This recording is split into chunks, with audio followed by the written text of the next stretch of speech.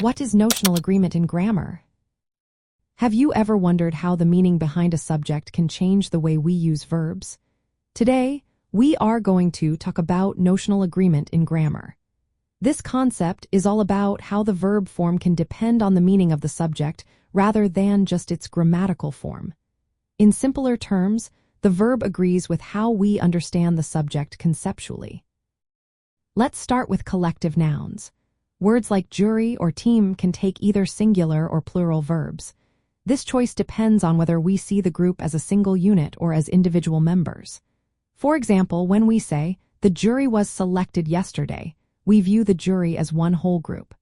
But if we say, "The jury were arguing among themselves," we are thinking of the jury members as individuals.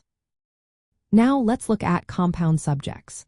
When two subjects are joined by the word and, they can be treated as singular or plural based on their meaning.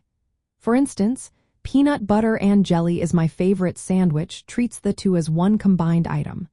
On the other hand, cheese and pickle are good in a sandwich refers to two distinct ingredients, so we use a plural verb.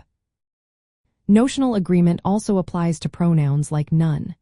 Depending on what none refers to, it can take singular or plural verbs. For example, none of the cake is left treats cake as singular. In contrast, none of the cookies are left uses a plural verb because cookies is plural.